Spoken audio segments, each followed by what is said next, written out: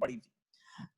Problem ये होती है कि न्यूटन ने कई सारी एनालॉजी बनाई मैकेनिक्स में, जो पढ़ी इन्होंने या जो इन्होंने समझी, उसी की एनालॉजी जो साउंड में उन्होंने समझी, क्योंकि न्यूटन ने वेव्स में बहुत काम किया, तो जो उन्होंने साउंड में समझा वो उन्होंने कई चीजें स्ट्रेट फॉरवर्ड सेम उसी तरीके से ऑप्टिक्स में इंप्लीमेंट करने की कोशिश करी, और इनकी इसमें बहुत बेइज्जती टाइप की हुई। ये मान के चलो ये वो फील्ड है जहां पर न्यूटन के बताए हुए बहुत सारे कॉन्सेप्ट्स गलत हुए, even though they were taken to be correct for at least you can say half a decade, around 5 years तक जो आपका न्यूटन का थ्योरीज थी उन्हें सच मानना पड़ा क्योंकि न्यूटन ने बोला था वो बातें।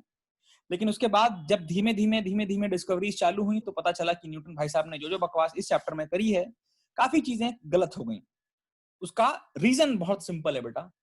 When I talk about optics, optics is the study of light, ठीक है, और द सागा ऑफ लाइट में लिखा हुआ है स्टोरी ऑफ द लाइट, जो भी समझो सारी लाइट के concept, anything in which you have to discuss a concept of light is the field that is covered by optics. It is important for JEE also, it is important for boards also, it is important for NEET also. If you I will send you a breakup of board में क्या क्या chapter में क्या क्या units में कितने कितने number के क्वेश्चन आते हैं और उस पर्टिकुलर चैप्टर में क्या क्या आता है, उस पे मैं I am working right now कि बोर्ड की तैयारी आज ही से शुरू करना चालू कर देना है। फॉर एग्जांपल इफ आई से इलेक्ट्रोस्टैटिक्स में 3 point potential difference, potential energy का डेरिवेशन एग्जाम में आता है, तो मैंने उस तरीके से एक पूरा फाइल बना रहा हूँ, जल्दी मैं उसको शेयर करूंगा। उसमें मैं ये भी शेयर करूंगा कि optics is around 14 to 15 marks.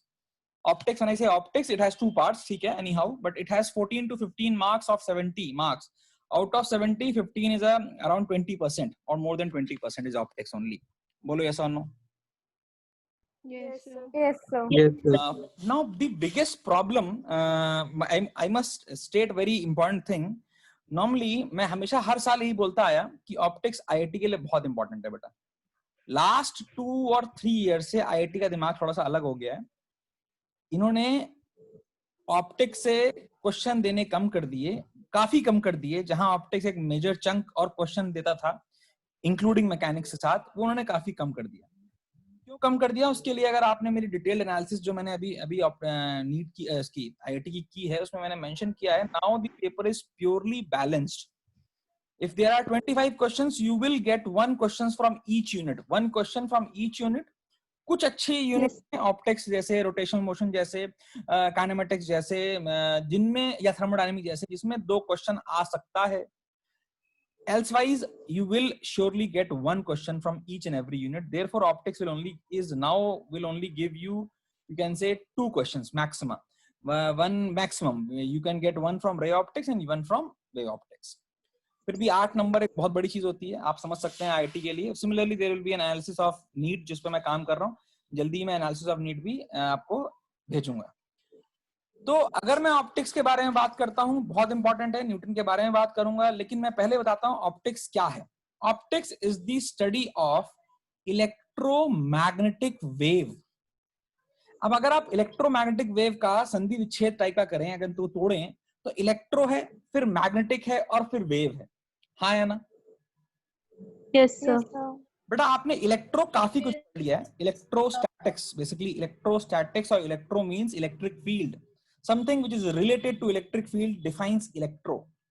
Then तुमने वेव क्लास 10th 11th में पढ़ लिया जब मैंने आपको वेव्स पढ़ाया था, याद आ रहा है? Yes, sir.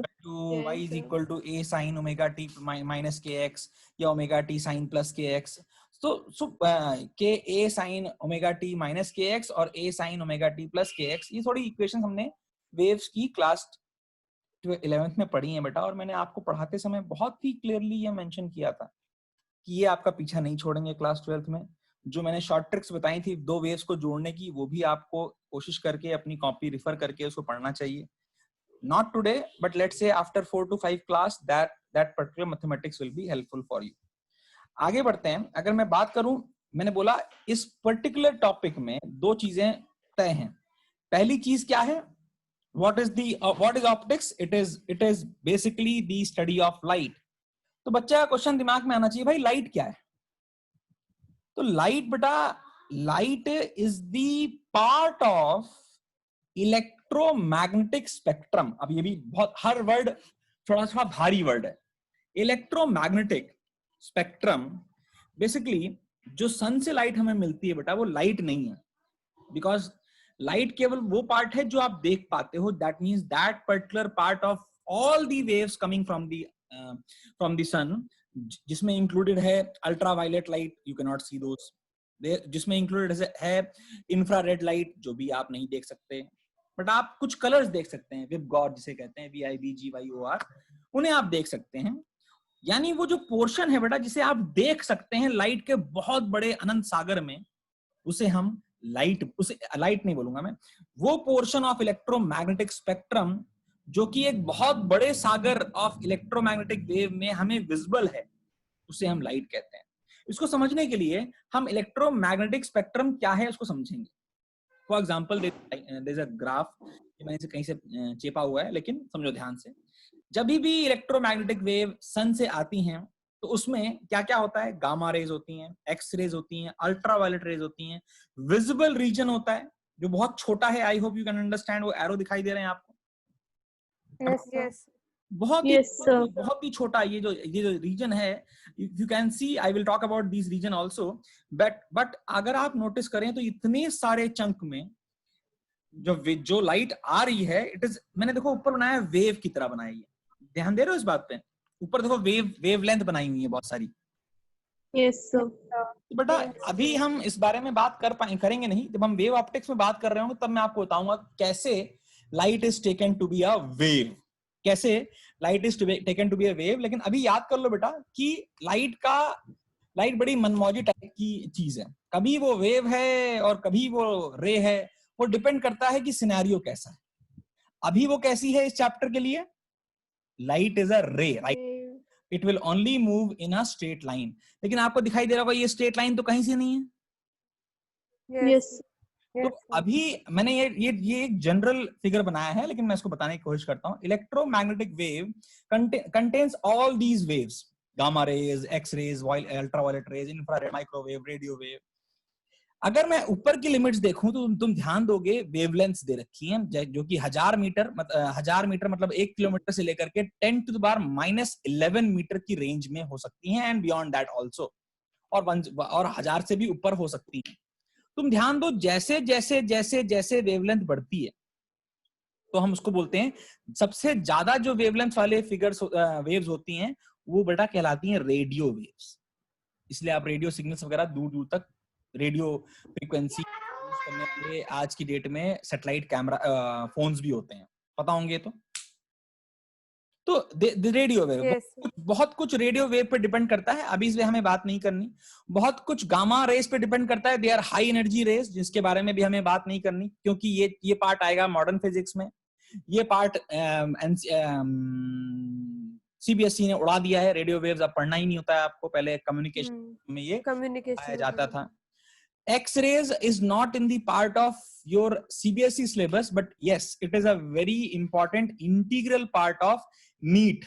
ये केवल नीट का पार्ट है बेटा, ये IIT में भी नहीं है, ना IIT मेंस में, ना IIT एडवांस में, तो केवल नीट वाले बच्चों को बताऊंगा, इनको भी बहुत डिटेल में जानने की जरूरत नहीं है, लेकिन ये भी आपको मॉडर्न फिजिक्स में पढ़ाया जाएगा। देन माइक्रोवेव्स, हम क्वेश्चंस पढ़े हैं काफी, माइक्रोवेव वगैरह क्वेश्चंस इलेक्ट्रिक फील्ड से रिलेटेड होते हैं। इंफ्रारेड या अल्ट्रावायलेट हमें अभी पढ़ाया नहीं जाता, क्योंकि हम पढ़ते नहीं है नॉर्मली, हमारे किसी भी लेवल पे हमारे कोर्स में नहीं है। जो बच गया बहुत छोटा सा ये जो रीजन है, अगर इस रीजन की पहचान की जाए बेटा तो इट इज 4000 एंगस्ट्रॉम, और जिसे मैंने लिखा हुआ है 400 नैनोमीटर। एनएम मतलब होता है बेटा 10⁻⁻9। तो जो चीजें बहुत इंपॉर्टेंट है वो याद रखना है बेटा, कि जो लाइट हम इन सब में, अगर ये सारी लाइटें आपके सामने आ जाएं तो केवल इतनी जो आपकी आंखें हैं केवल इतने रीजन को देख पाती हैं, और उसको हम क्या कहते हैं, इलेक्ट्रोमैग्नेटिक वेव का वो पोर्शन जो हम देख पा रहे हैं, that is visible to us, and that is nothing but your light. बोलो यस और नो? Yes, sir. ये स्पेक्ट्रम, ये वो शुरू होता है 4000 एंगस्ट्रॉम से 7500 एंगस्ट्रॉम। मैं एंगस्ट्रॉम इसलिए बोलता हूं because that is more important और यूनिट ऑफ लेंथ, जब हम बात कर रहे हैं wavelength of very small values. 400 और 750 लिखा हुआ है, बात एक ही है, बच्चे को समझ में आ चुकी है। बेटा एक चीज और याद रखो कि जो जो ये जो पोर्शन है वो पोर्शन VIBGYOR के टर्म्स में डिस्ट्रीब्यूट किया जाता है। ये 7 कलर्स इस पोर्शन में अवेलेबल होते हैं। कई बार कई बुक्स में, कई बार मैं भी बोलूंगा कि 7600, मैं 7500 नहीं बोलता क्योंकि एग्जैक्ट वैल्यू 7600 तक है। कुछ 5696 कर 7696 करके लिमिट, इसमें 750 लिखा है तो 750 लेके चलो। 7500 एंगस्ट्रॉम वाली वेवलेंथ किस कलर की होती है? रेड। Red. ये बेटा Red. रेड। ये बेटा याद Red. रखना है, लेकिन तुम्हें ये भी याद रखना है वेवलेंथ का connection exactly in a simpler और in a straight forward manner colour से नहीं है। ये टीचर्स गलत पढ़ाते हैं। मैं इसका एक बहुत इंपॉर्टेंट एग्जांपल भी दूंगा।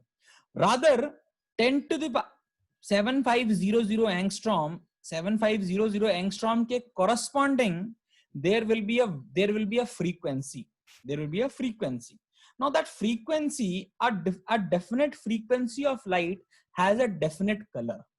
However, why I should say, मैंने क्यों ये बोला, इसको समझने की जरूरत भी है आपके पास, क्योंकि कुछ फॉर्मूले जो आपने बचपन में पढ़े हैं वो फॉर्मूले कुछ ऐसे हैं। आपने पढ़ा है distance S is equal to VT, पढ़ा है कि नहीं पढ़ा है? Yes, sir. Yes, sir. Case में Yes, जो sir. S होगा, इस केस में जो S होगा वो वेवलेंथ होगी, इसको हम लैम्डा L से डिफाइन करेंगे। अब लैम्डा लिखना पड़ेगा मुझे पूरा, कोई बात नहीं, ठीक है। लैम्डा इक्वल्स टू वेलोसिटी यहां पर होगी speed of light, and time यहां पर होगा कैपिटल T, फ्रीक्वेंसी जिसे कहते हैं। तो ध्यान देना, अगर मैं C का फॉर्मूला बनाऊंगा तो आप ये बोल पाओगे लैम्डा अपॉन T। बोलो यस और no? Yes, sir. Yes, sir. Upon T को हम आगे बढ़ के हमने पढ़ा LF, lambda into frequency. Frequency. Frequency. Frequency. तुम ध्यान दो बेटा, अगर मैं लैम्डा निकालना चाहता हूं और एक पर्टिकुलर फ्रीक्वेंसी अवेलेबल है, एक पर्टिकुलर फ्रीक्वेंसी अवेलेबल है, तो सी तो चेंज नहीं होगा ना? Yes, sir.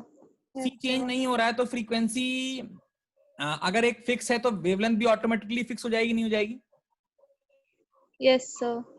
तो व्हाट आई Yes. से ये स्टेटमेंट फिजिकली गलत है लेकिन मैथमेटिकली अपने आप ऑटोमेटिकली सही जा रहा है कि colour is a function of wavelength. तुम्हें दिमाग में घंटी बजनी चाहिए। सर ने बोला जरूर है colour is a function of wavelength, but it is a function of frequency. However that is correlated by a simple equation, जहां पर अगर वेलोसिटी कांस्टेंट है तो फ्रीक्वेंसी ऑटोमेटिकली एक कांस्टेंट वेवलेंथ को जन्म देगी। इतनी कहानियों के बाद मैं बार बार एक बात बोलता हूं कि इतना मैंने बोला आपके दिमाग में बैक ऑफ द माइंड हमेशा रहना चाहिए। लेकिन कोई अगर आपसे टीचर पूछे तो आप बोल सकते हैं कि रेड कलर की वेवलेंथ 7500 एंगस्ट्रॉम है, 7500 एंगस्ट्रॉम है, और वायलेट कलर की वेवलेंथ 4000 एंगस्ट्रॉम है। कोई दिक्कत वाली बात तो नहीं है। No, sir. No, sir. अब हम जो ध्यान देंगे, अगर मैं आपसे बोलूं व्हाट इज ऑप्टिक्स, तो optics is only the study of this portion of the electromagnetic wave spectrum. You can understand it is not even 1% of all the values जो कि अवेलेबल हैं यहाँ पर। यार एक मिनट, एक फोन आ रहा है, बहुत इंपॉर्टेंट फोन है, एक सेकेंड।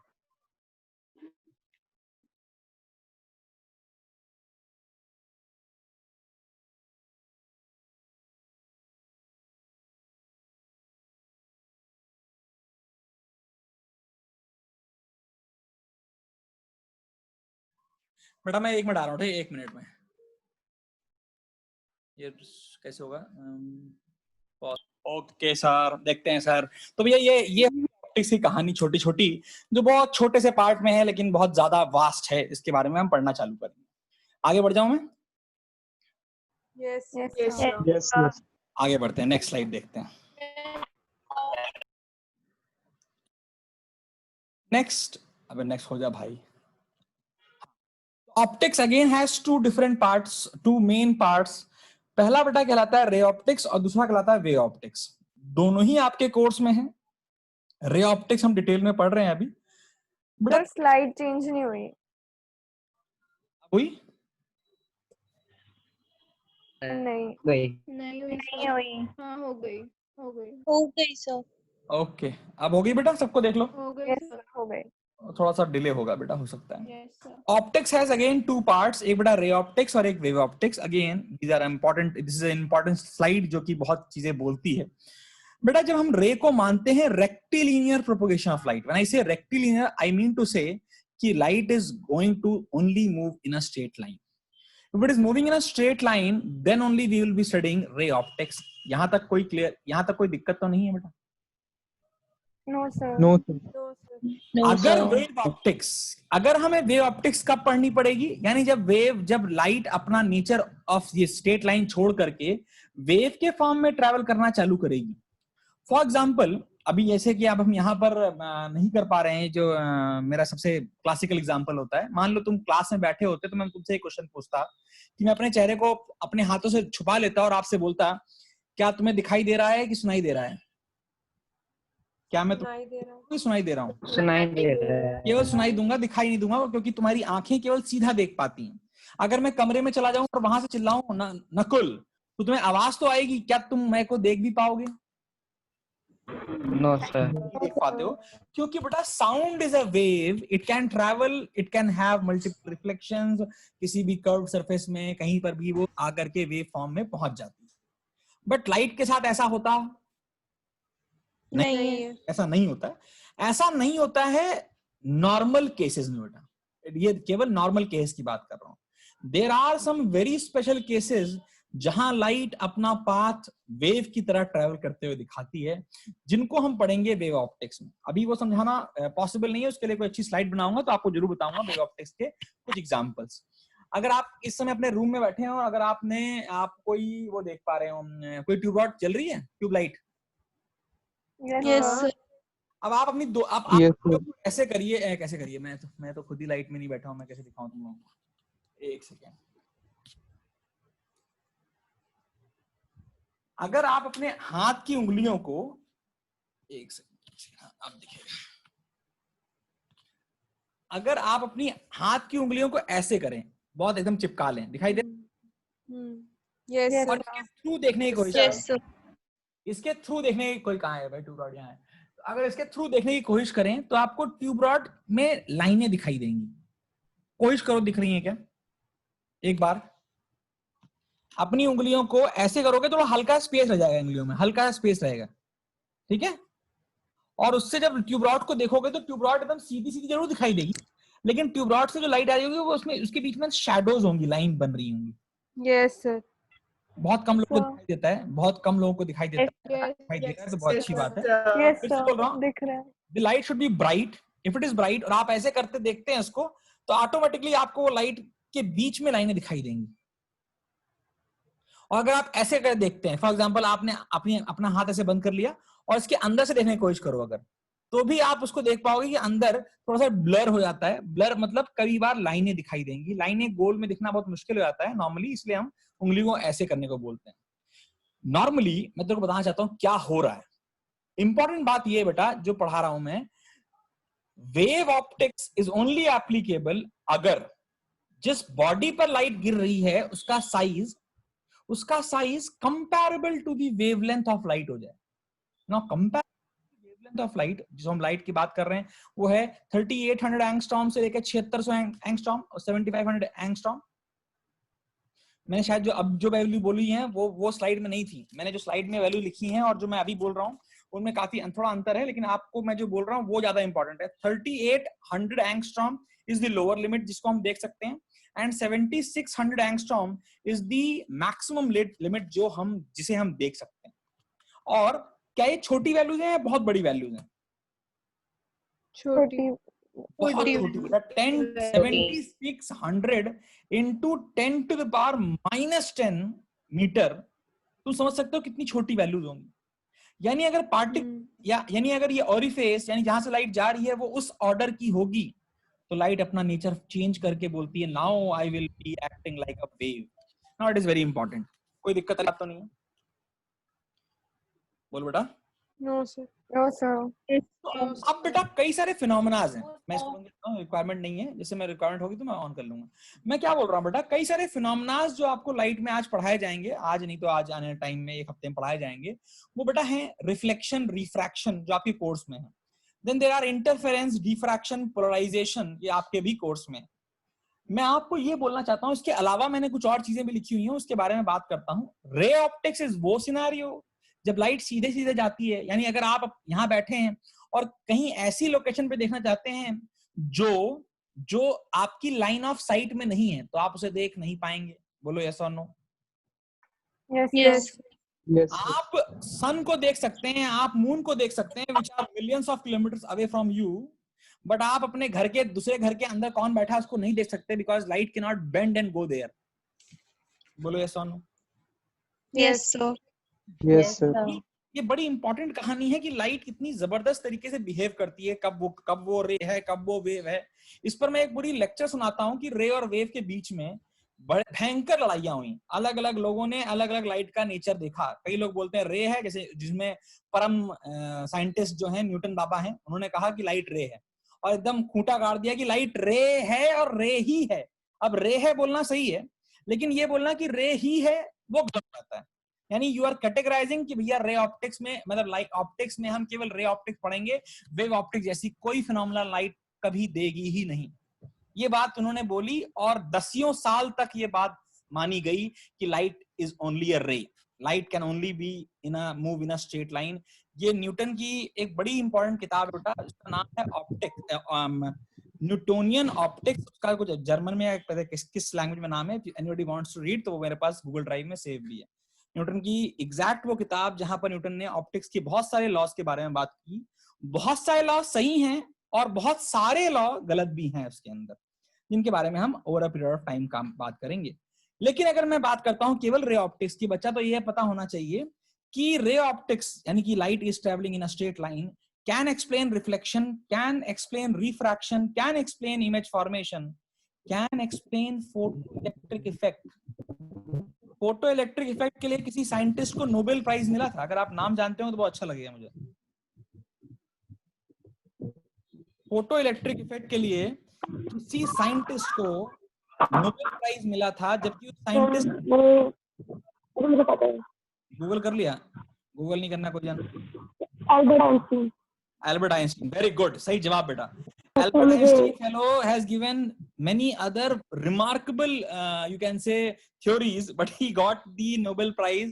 वो जो categorize करता है one of the very meager theory of his, that is light will have photoelectric effect। लेकिन तुम ध्यान दो बेटा, आइंस्टीन और न्यूटन दो ऐसे बंदे हैं, अगर उन्हें एक तराजू में रख दिया जाए तो हो सकता है बाकी तराजू में बाकी सारे साइंटिस्ट को वो बैलेंस कर पाए। यस और no? They are of that status कि न्यूटन और आइंस्टीन अगर एक तरफ हो जाएं और कोई बात बोल दें तो दूसरे लोग चाहे कितना भी चिल्ला लें, कितना भी गाना गा लें, उनकी बात मानना बड़ा मुश्किल हो जाएगा। हाँ या ना? जैसे होता है ना वो हमारे में ब्रह्मा विष्णु महेश, अगर ब्रह्मा जी ने और विष्णु जी ने और शंकर जी ने कुछ बोल दिया तो भाई इंद्र भगवान कितना भी नाच लें, कोई फर्क पड़ने वाला नहीं है ना बेटा? उसी तरीके से फिजिक्स में ये दो बंदे नहीं। सर एक बार फिर से बोल दीजिए। मैं फिर से बोल देता हूँ। मैं बोल रहा हूँ बेटा कि दो बंदे जिनके बारे में आपने बहुत डिटेल में पढ़ा है, एक है आपका आइंस्टीन, एक है एल्बर्ट आइंस्टीन। आइंस्टीन की कोई भी थ्योरी आपको क्लास 11th 12th में नहीं पढ़ाई जाती except photo electric effect. Einstein की जितनी भी थ्योरी हैं they are way above your pay, होता ना, एक ग्रेड से ऊपर हैं। और अगर आप ग्रेजुएशन या पोस्ट ग्रेजुएशन करते हैं then you to go for relativity theory या बाकी जो भी थ्योरीज हैं आंसर जो। लेकिन न्यूटन की बहुत सारी थ्योरी बेसिक इन नेचर है। अब बेसिक इन नेचर जरूर है, लेकिन मैं आपको हमेशा ये बात बोल सकता हूँ कि न्यूटन और आइंस्टीन में दोनों में से किसी का कद बड़ा है ये नहीं बोल सकते, दोनों बराबर कद के बोले जा सकते हैं, दोनों इक्वल इंपॉर्टेंस रखते हैं for physics. Even there is one more name, इसको बोलते हैं मैक्सवेल। तो Newton, Maxwell and Einstein, these are very important fellows in physics. और इन तीनों में से दो लोगों ने, न्यूटन ने और आइंस्टीन ने, ये खूंटा गाड़ के बोला था भाई साहब कि light is a ray and can only travel in a straight line। Now this is a very important statement because अगर ये दो बोल रहे हैं तो बाकी बहुत सारे लोग मिलकर के बोलेंगे, तब जाकर कोई नई कहानी को प्रूव कर पाएंगे, जो कि वेव ऑप्टिक्स है। Normally in normal scenario wave optics पढ़ना ही पॉसिबल नहीं है। बल्कि मैं ये भी बोलना चाहता हूँ कि न्यूटन को चैलेंज किया था एक बंदे ने जिसका नाम हाइगन था। किसी ने नाम भी सुना होगा, शायद स्कूल में पढ़ाया गया होगा, हाइगन्स प्रिंसिपल। न्यूटन बोलता था कि लाइट इज ओनली अ रे, न्यूटन भाई साहब बोलते थे कि light is only a ray, it will only move in a straight line. हाइगन भाई साहब उनके सामने कहीं भी ठहरते नहीं थे, उन्होंने पहली बार प्रपोज किया था कि नहीं, लाइट इज अ वेव, जिसकी कोई फिजिक्स में कोई औकात नहीं थी उस समय, जिस समय तक हम न्यूटन की बात कर रहे हैं। बट जब उसकी थ्योरी उसने प्रपोज की तो उसे किसी ने नहीं माना just because of Newton's proposal. ये रे है, ये रे है, ये रे है। तो ये जो कहानियां हैं मैं डिटेल में बताऊंगा जब हम पढ़ रहे होंगे ड्यूअल नेचर ऑफ लाइट, इसके बारे में हम आगे बात करेंगे। लेकिन मैं आपको बार बार ये बोल रहा हूँ कि लाइट इज अ रे पढ़ते समय हम ना ही वाईडीएससी इंटरफेरेंस या डिफ्रैक्शन फिनोमेना जो है वो हम बता ही नहीं सकते जब लाइट को रे माने। वेयर एज अगर लाइट रे माने तो हम रिफ्लेक्शन और रिफ्रैक्शन दोनों बता सकते हैं, साथ में पोलराइजेशन बता सकते हैं, डिफ्रैक्शन बता सकते हैं, इंटरफेरेंस बता सकते हैं, लेकिन फोटो इलेक्ट्रिक इफेक्ट नहीं बता सकते। रे मानते हुए हम पोलराइजेशन भी नहीं बता सकते हैं, केवल और यही 4 चीजें केवल बता सकती है। बोलो यस और नो? Yes, sir. लेकिन ये चारों चीजें बहुत इंपॉर्टेंट हैं और इनको हम एक एक करके पढ़ना चालू करेंगे। रिफ्लेक्शन आपको शायद बहुत कम पढ़ाया गया होगा स्कूल में, लेकिन आज की क्लास पूरी रिफ्लेक्शन पे and that too reflection on a plane mirror पढ़ाई जाएगी। ठीक है, आगे बढ़ जाऊं? Yes, Yes, sir. sir. Okay. Yes, sir. आगे बढ़ते हैं बेटा, आगे बढ़ते हैं, नेक्स्ट देखते हैं। बताना जब स्लाइड चेंज हो जाए, ठीक है? सब लोग बताना। Ray optics, ray optics again has 2 parts, reflection, plane mirror, spherical mirror, and दूसरा है रिफ्रैक्शन। और भाई साहब देख सकते हो रिफ्लेक्शन और रिफ्रैक्शन में नंबर ऑफ पॉइंट्स जो डिस्कस करने हैं वो कितने डिफरेंस हैं, कितने ज्यादा हैं रिफ्रैक्शन के केस में और कितने कम है रिफ्लेक्शन के केस में। बोलो यस और no? Yes, sir. Yes, sir. तो बेटा ये भले ही इतने कम हैं, लेकिन जिन बच्चों को इन तीनों में महारत हासिल नहीं होगी वो इनके द्वारा बनाए गए हुए क्वेश्चन साथ में नहीं कर पाएंगे, क्योंकि जहां जहां रिफ्रैक्शन आपको बोर्ड में मिलेगा वहां वहां आपको स्फेरिकल मिरर या प्लेन मिरर घुसाया रहेगा उस क्वेश्चन में। तो आपको reflection is also a equally important topic. यहाँ पे रोकते हैं, नया लिंक बनाते हैं, 1 मिनट रह गया है, उसके बाद हम आगे बढ़ते हैं। ठीक है बेटा? Yes, sir. Okay. Yes, sir.